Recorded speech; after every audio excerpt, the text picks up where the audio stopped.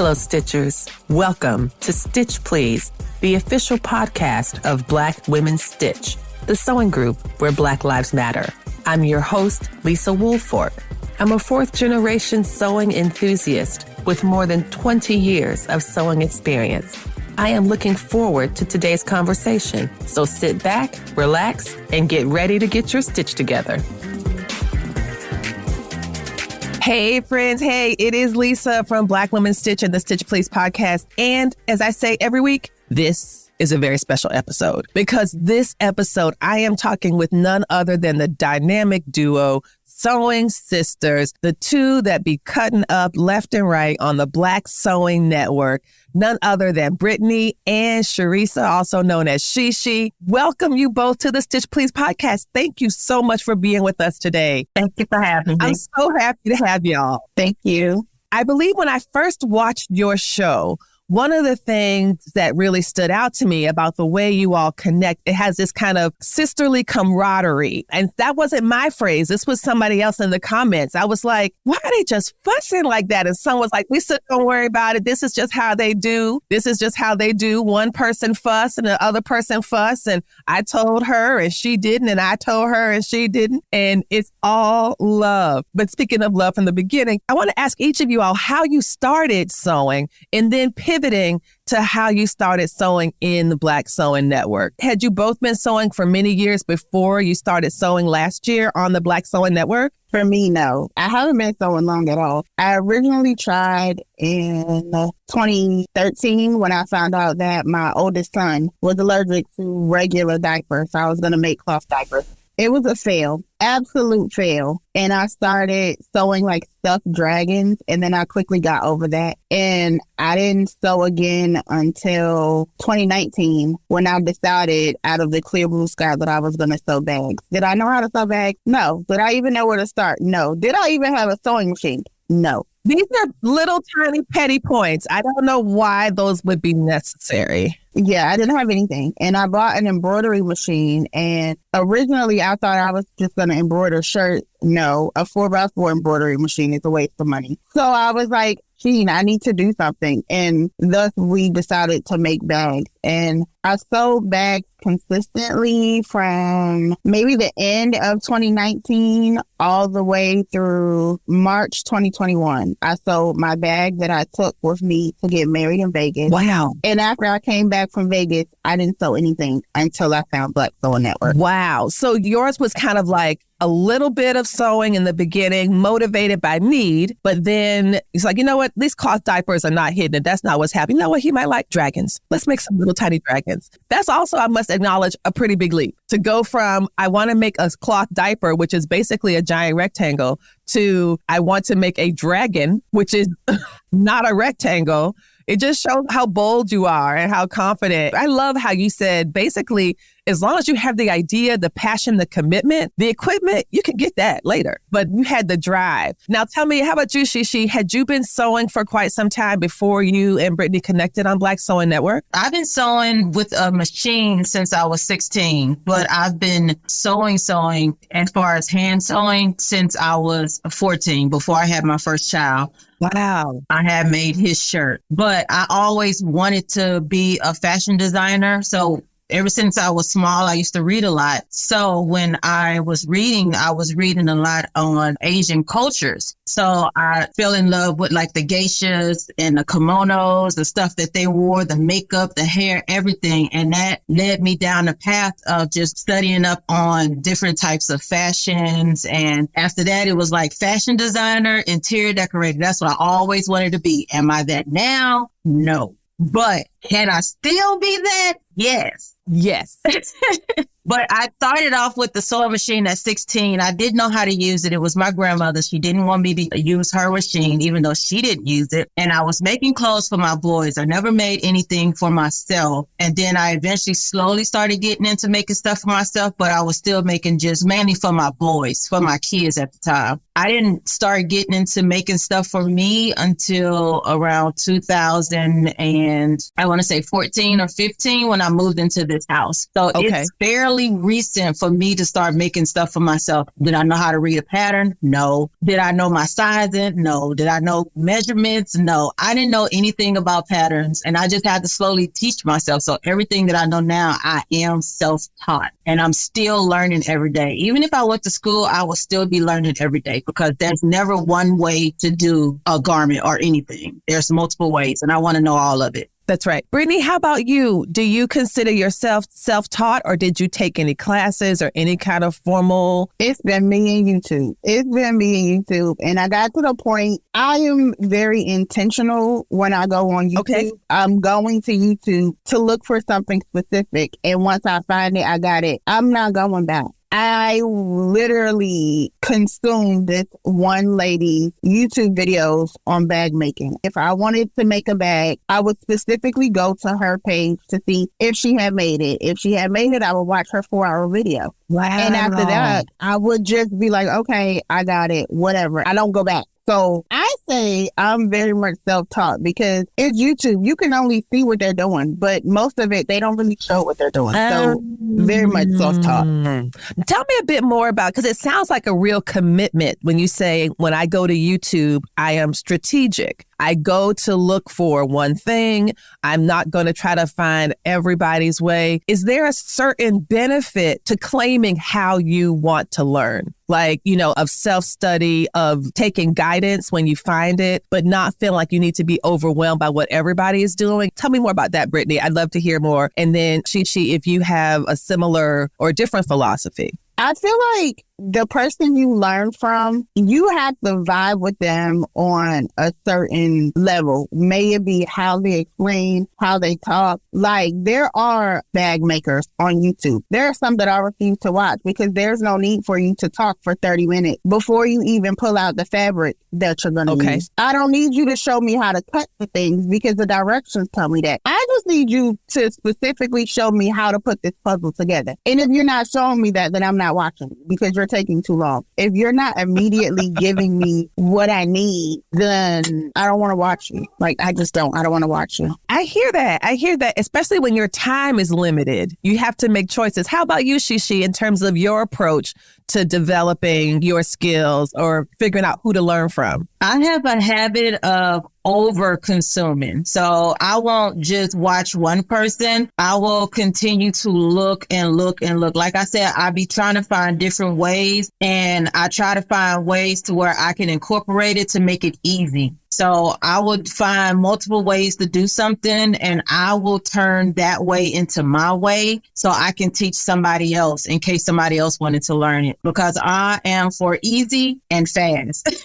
Will it take me a while to get it down? Yes, but I try to get it down to a point to where I can explain it to somebody else and they can catch on to it faster than I can. Yes, I really love that. Now, Brittanie, do you consider yourself somebody who is teaching other people? Like SheShe has just said, I want to learn it so that I can explain it to somebody else. Brittany's like, I want to learn it so that I know what I'm doing, and y'all going to have to get it how you get it. Am I wrong? No, you're not wrong. I would say I'm not a teacher. However, ask around Black Soul Network, they're going to be like, yeah, Brittanie, just watch her. She got you. I don't really feel like I'm a teacher. I just feel like if you watch me, and if I'm doing something and you want to know what I'm doing, ask, because I'm not going to tell you. Well, I can tell you, I have absolutely learned something from you, Brittanie, for sure. And I think that SheShe, it's also the case with you. The products that y'all are using, like that little like candle light thing, the little LED snappy thing. I knew that I wanted to singe the edges of the bag. You know, when you cut it, it just kind of goes all bananas and just frays. And I didn't want to use a lighter because I just thought the smoke, and then I have a soldering iron. But who wants to turn on a doggone soldering iron just to melt down? I'm like, that's silly. Girl, you pulled out that little zappy zap thing. I was like, what is this? What is this? That would be my kryptonite. I like gadgets. Oh. If I see somebody buy something, I'm like, what's that? Why you got that? Do I need that? Of course I need that. Am I going to use it tomorrow? No. However, if I run into a spot, I'm like, oh, I got that over there in the corner. Now, will I be able to put my hands on it immediately? Not no, immediately. But it is there. But you have it. it is there and I know it's there, so I can go use it. I hate to get into the middle of a project and I gotta jump through hoops and then I gotta stop because I don't have what I need. So I'm gonna just order everything. I'm the same way. I call that being well provisioned. I like being well provisioned. Some people say hoarding, which makes me want to throat punch them because very much so. Like very much so. How dare you? How dare you say this is a hoard? First of all, I have a system. I know where things are mostly. I have lots of things labeled in boxes. It is the same for me. Like if I am in the middle of something and it's like, oh, you need some so-and-so boning. And I'm like, I didn't see that on the outside of the envelope. Was that on the, don't get mad. Go to the boning section of your Notions collection and just get some. It's not a big deal. And then don't let me have friends or whatever that might happen to need something. And they're like, oh, do you have a... That's me. Of course I got you. Yes. Like, are we mailing it? Am I bringing it to you? Like, I got you. Don't go by that. I got you. Do you think Lisa has some black thread? No. What? Of course. What kind of black? You mean black, off black, true black, blue black? What black? Which kind? You want nylon? You want polyester? You want bondage? You want cotton? Like, what you got? I mean, honestly, what you mean? Really, I feel like we're really collectors. I say that, and you will hear me say that all the time. I am a collector of random things. I don't know why. I'm just going to collect it. I'm a collector of things that are related to sewing in some of the most loosely interpreted definitions of what that word might mean. The stuff that I have in here that I think is also related to sewing, like, you know, a heat press. Why wouldn't you have that? A sublimation printer. That's related, you know? Yeah, because you can sublimate your own fabric and then sew it into a dress. So these are just, you know, my basics. That's okay. That's what I use. How about you, SheShe? Are you a collector of things? It feels like some of the things that you work with, for both of you, you all are really wonderful at choosing fabrics. I would love to talk about how you make your choices around your fabrics, like the fabric that you're wearing right now in this photo, as well as the fabric for this dress and the style that you're wearing here, SheShe. What makes a fabric speak to you? Are you the type of person that chooses a design first and then finds the fabric, or do you see a fabric and it's like, oh, I know what I'm gonna make? It's very seldom I will let a design speak for my fabric. It's more like, I don't want to say like, if I go to the fabric store, I never have a plan. I just go and I see something that I like, oh, I can use this for something. Will I use it right now? No. I've had fabrics in here that I've had for like 2 years that I still have not used. But believe me, when I need it, I have a design in mind, then I'm like, oh yeah, I have that fabric. Let me go grab that fabric. So, but no, I mainly get what I like. So if I see something and I think, I'm like, oh, I could do pants with this, or this may be a cute dress, or I won't have a design in mind, but I will have something in mind for that fabric. Whether it sits here or I use it tomorrow, we don't know until that design pops into my head, because I have a very chaotic brain when it comes to design. Very chaotic.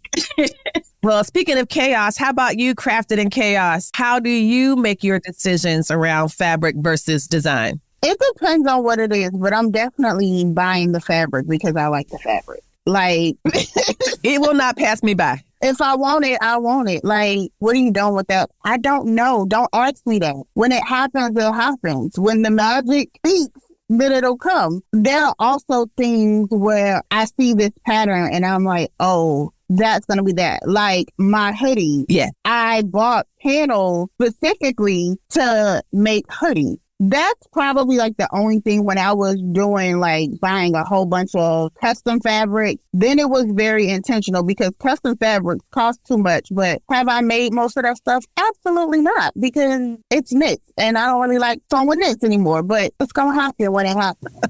It's true. I love custom knit fabrics. I think that when the custom knit phenomenon began, I think it was because there's so few knit fabrics that were available easily, like through Joann's or, you know, wherever people were buying their fabric in retail. So some people took it upon themselves to kind of say, let's get more knit fabrics. And those folks that I support, businesses like Quinora Renee and Emerald Curtain, Nicole Elise, who does fabric that's not necessarily custom, but it's a lot of knit. And I've been thinking a lot about knit fabrics as a textile because it's just so comfortable. But I, for example, am a huge fan of cotton lycra. Me too. Oh, I love cotton lycra. I love it so much. A good quality cotton lycra. I mean, I have made outfits and then made draws from the scraps, and I'll have them draws long after that outfit is who shot John where. I don't know where this thing is. But the underwear, exactly, these are perfect. And then on the other side, you get Aronica, for example, who's also in BSN, who hates cotton lycra. Oh my gosh, she's a double brush poly person. So, which for me is like... And I can't stand double brush poly. I can do it, but for me, it's a texture thing. I can't do velvet, for example. I cannot stand the nap of velvet. It's like a nails on a chalkboard kind of thing. And sometimes, DBP sometimes has that feeling. Now, when we were talking about how much we like cotton lycra, SheShe was going, no ma'am. So what has cotton lycra ever done to you? That's all I'd like to know. It's not even cotton lycra. It's just knits in general. I am a wovens girl. I do cottons. I do structure. I do fit to the body. I cannot do stretch fabrics. Stretch fabrics are clingy. They show off the secrets that you're trying to hide. No, we're not doing right. And I will say this is a hill that I will forever sit on and lay by myself. Knits will lie to you and have you thinking you can sew. A woven, however, will elevate you and show you that you don't know what you're doing yet, and you need to go sit at the kids' table. Listen, that is how I feel. I feel like when I started sewing garments, I started sewing with knits. I started sewing with custom knits at that. So I was really out here walking on the wild side, tripping. Yes. However, things worked, some things didn't. But it didn't matter, because if you told me to sew at a half inch, I sew at more than a half. My knit is going to let me get in there. However, a woven, no baby, go sit down, because you're going to bust loose and now you don't know what you're doing and you don't waste even more money. So I will forever be grateful for SheShe to tell me, you belong at the kids' table. We're going to get you to the adult table in like 2 weeks. I got you. It's true. No, I absolutely agree with you. And it's funny because in some of my research for my jobby job work, I'm writing an academic type book as well. I'm doing 2 books. One is about Black women's stitch liberation, and I'm looking at stuff from the podcast. So conversations just like this are the type of things that'll be in that book. Talking like when you just said, Brittanie, that knit fabrics will lie to you, that is exactly the case. And then for the academic book, I'm interested in where these fabrics came from. A lot of these fabrics came from the same people that brought us Agent Orange. Oh, like that part. True, right? Like Teflon, Dacron, all of these were chemical compounds from, I think it was Dow. So it's all connected, just like with our hair, like the things that we use to straighten our hair are the same things that you would use to have chemical solvents that are so strong they can clean an oven. You know what I mean? So we take on these things all the time. At least I do, without thinking about it, because actually, frankly, honestly, and I don't care, I enjoy a clingy, hot girl, fast tail dress. I might really need 2 yards for the dress, but I will make it in 1.5. See, and that's something like me and SheShe, you're not going to see us. We'll play with the knit every once in a while. We'll play with the knit if we need a new caftan. We'll play with the knit if we want to appease the rest of Black Sewing Network to make a cute little dress real quick. However, our element is woven, and if you too scared to play with woven, then you can't sit with us. Listen, I'm sorry. I love that. And I hear that. I will say this. I believe that woven fabrics require a type of discipline. Yep. And the discipline is the way that the garments are structured, the way that you describe them. SheShe is kind of forming to the body as opposed to having the fabric relax to claim the body. I really think that those structures are a way of like disciplining, right? You make a corset out of woven fabric. You want it to hold your tits up, right? Yep. That is the job of the fabric. The woven fabric will do that, and a knit fabric won't. That's just the nature of science, Yeah. And so I've been thinking a lot about that. I'm doing some kind of textile research. And so I love hearing, because I know for sure, even though not everybody's going to be an academic studying textiles, we all sew. I think we sew well. I think we sew consistently. I think we get good results. And that in and of itself is a powerful expertise that even if you are a scholar, if you don't sew, how do you know? Exactly. It's really hard finding good directions for a woven. It's really easy to type in a pattern and find a billion knits where you literally can run it through the serger and be good. And it don't matter if your line is a little bit wobbly because you've been out on Friday night. But a woven, no, baby. A woven will not keep your secrets. At all. Not at all.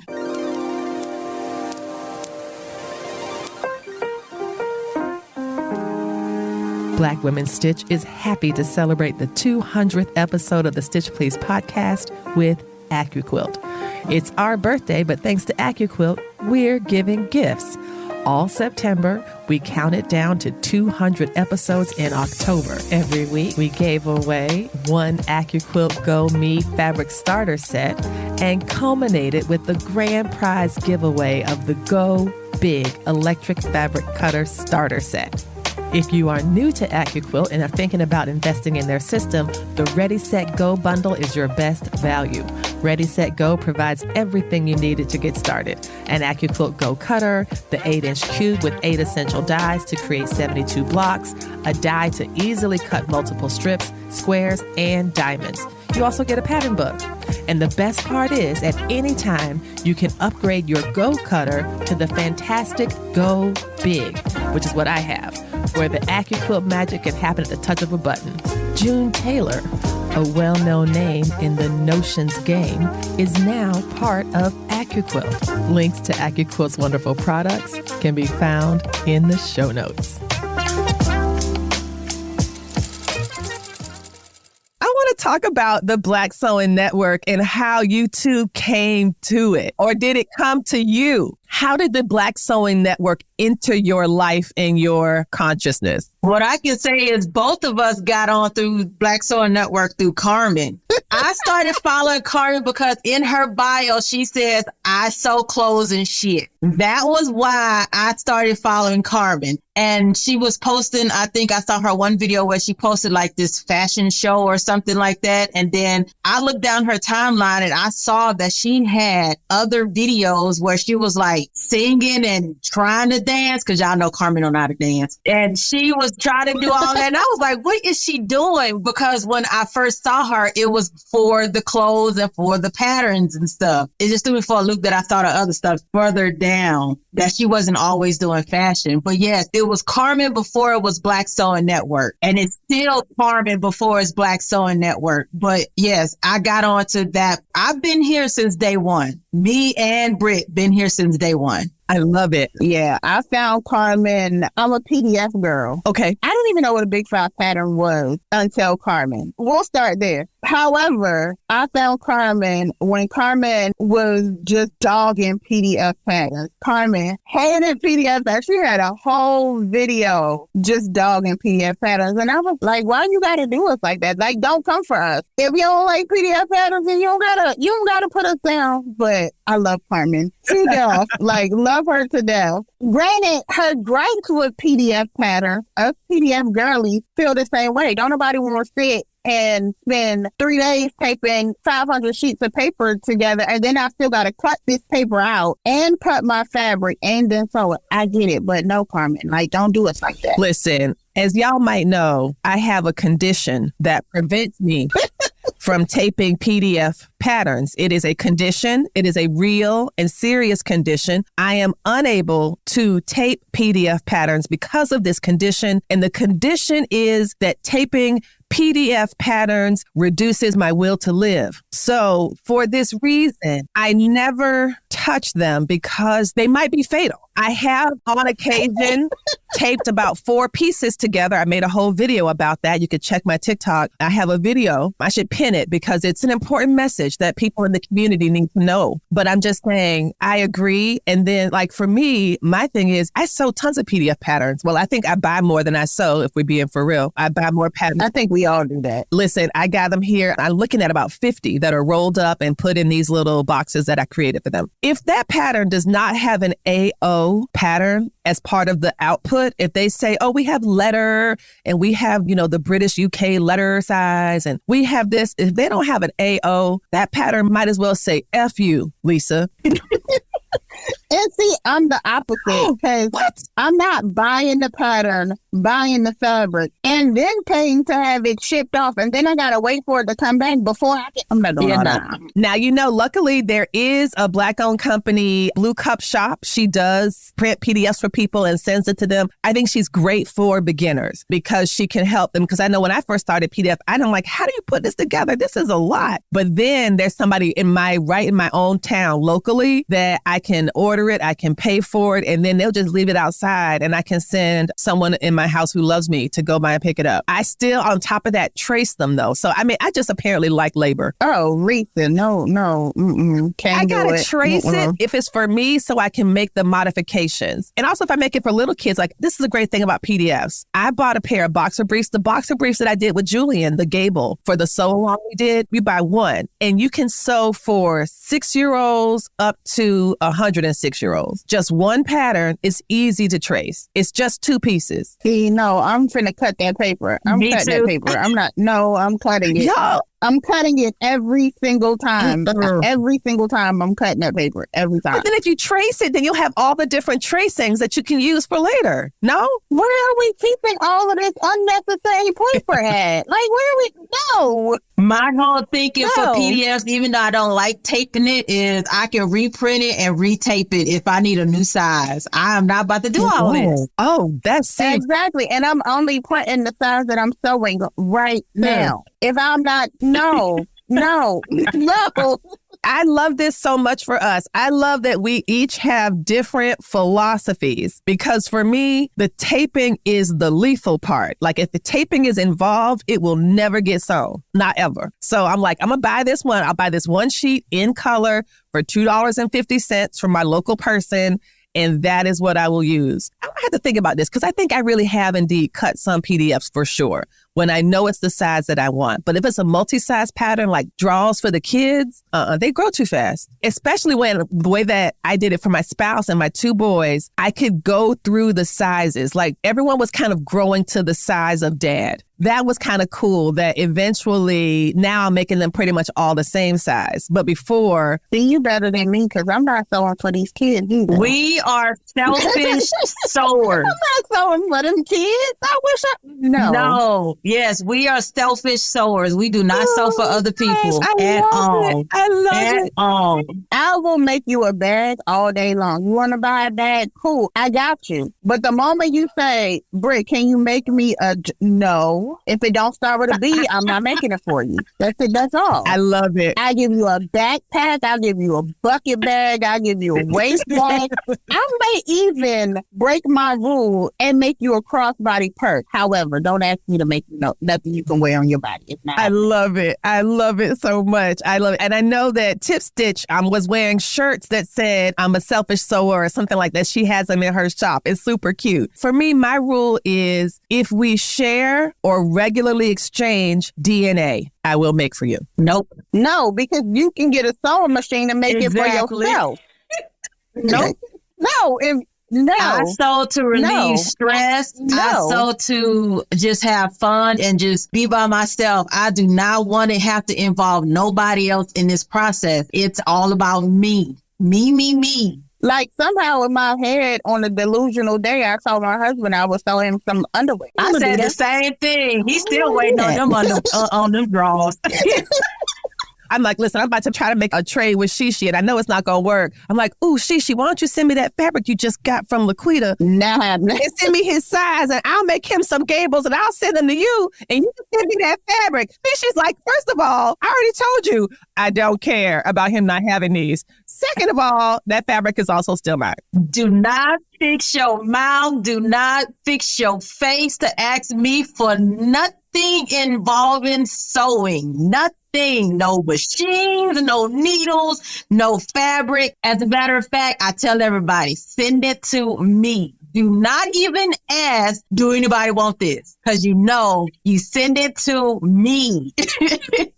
I'm a collector of random things. Fabric, I fully wholeheartedly feel, and this goes over to like other communities, fiber communities, because I'm a part of the yarn talk too. But I wholeheartedly feel like collecting fabric and buying fabric is a whole different hobby than actually sewing it, because I just want to look at it. It's pretty. I like the way it feels. It does not need to be cut up into little shapes. It can just sit on my shelf and I can pet it and look at it and put it back. Yes. And and that is what an archive is. That the thing that the archive is doing, it does by simply being there. Right. Like people go to the museum to just look at stuff. If something was to happen to me, my husband is just going to not properly source where this good stuff goes. Now, thankfully, my teenager, she knows like that's my No.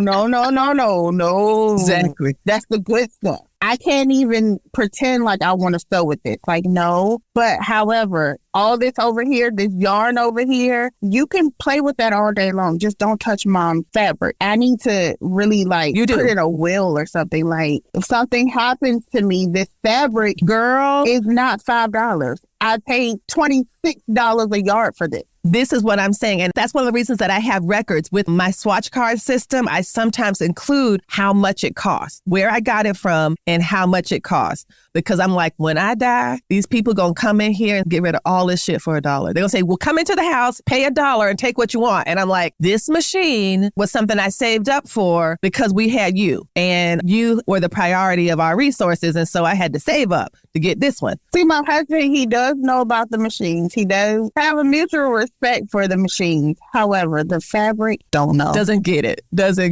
He just don't know. Because he literally be like, why do you still have more fabric? Mind your business. Exactly.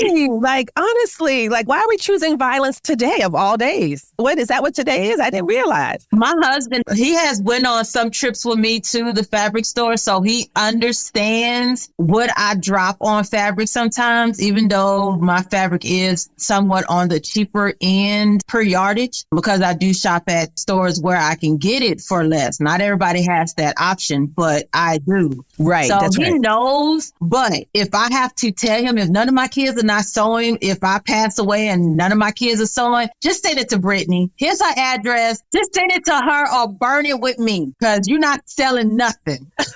Nothing. Right. I really feel like we all need to, like, as a collective, create a document. Like, if something happens to me, this is the first person. If that person is not around, this is the next person. And then you need to contact Carmen or Aronica or somebody, the elites, Lisa, the adults of Black Sewing Network, to say what happens to this. You need to contact the grown-ups, because the rest of us out here running around like little kids that ain't got no home training. Contact the grown-up. They will point you in the direction of what you need to do to properly take care of it. It's so true. It's true. I think that is absolutely true. I'm going to wrap up with y'all, but I'm going to ask you the question I ask everybody at the end of the Stitch Please podcast. The slogan of the Stitch Please podcast is that we will help you get your stitch together. And I'm going to ask y'all, what advice do you have for our listeners to help us get our stitch together? You want to go first? You already know what I'm going to say. Go ahead, say what you're going to say.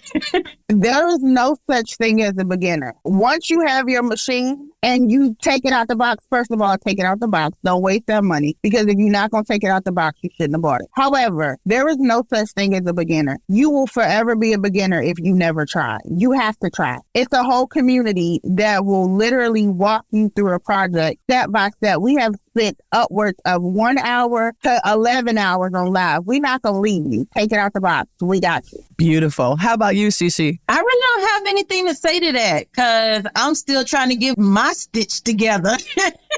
So how do you get your stitch together? I guess it's just to start somewhere. Find somewhere to start. It's like if you have a mess in your house, focus on one thing and start there first, and then tackle a little at a time. And don't try to think you can do everything starting off at the bat, because then you're going to get overwhelmed. And when you get overwhelmed, you just want to quit. So find somewhere to start and start there. Pick a project and do it. I love it. That is so beautiful. Thank you both so much for this wonderful conversation. Where can people find you on social media? I'm going to make sure to put all those links in the notes. Where can we find you, Brittanie? I am the same place on TikTok and Instagram, Crafted in Chaos. Crafted and Chaos both start with a K, and it's just the letter N. Perfect. How about you, SheShe? I'm not really on Instagram, but it is SD Cherry Cosplay on Instagram, but I'm mainly always on TikTok, and that is SD Cosplay or SDC Fashion. Excellent. Thank y'all so much for being with us today. This was wonderful. Thank you. Thank you.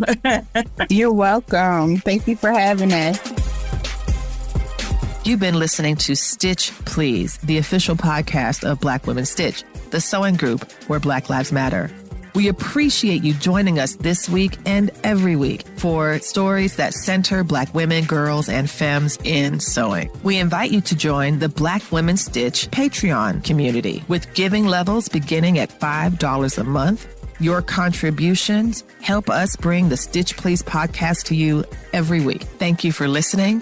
Thank you for your support, and come back next week and we'll help you get your stitch together.